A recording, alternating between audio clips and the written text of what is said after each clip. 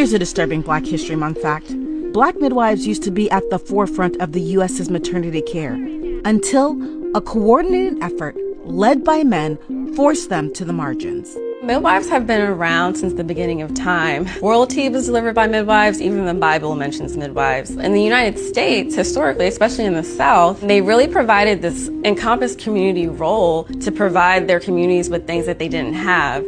Tracy Brown is a certified nurse midwife at a Washington, D.C. birthing center serving mostly Black patients. Black midwives were brought from Africa during the slave trade to the United States and continued that skill. So we birthed our family's babies. We birthed the babies of the people who owned us. In the late 1800s, midwives attended the majority of U.S. births, and most of those midwives were Black.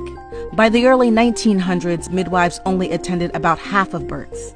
Today, only around 8% of births have a midwife present, and there's a reason for that decline. The Shepherd-Towner Act, which was adopted in the 1920s, essentially made midwifery kind of like a federally funded statute. You had white OBs and nurses essentially grading older Black midwives. The work that they did wasn't valued, it wasn't preserved, it wasn't admired. Grand midwives slowly became to be phased out. The U.S. had the highest maternal and infant mortality rates in the West because of systemic failures in healthcare. And it still does today, and for the very same reasons it did more than a century ago.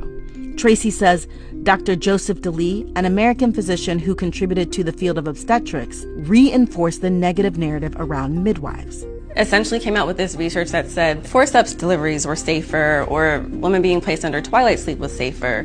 White nurses largely took over midwifery and were often in charge of supervising Black midwives. Research shows midwives can improve birth and maternal outcomes, especially for Black women. They are 3 to 4 times more likely to die from pregnancy-related complications than white women. So it's not that Black women are flawed by genetics, it's racism. They're being treated differently because of the color of their skin. Just being a Black healthcare provider in the United States, that it's something for me to always remember that this is something that is my birthright.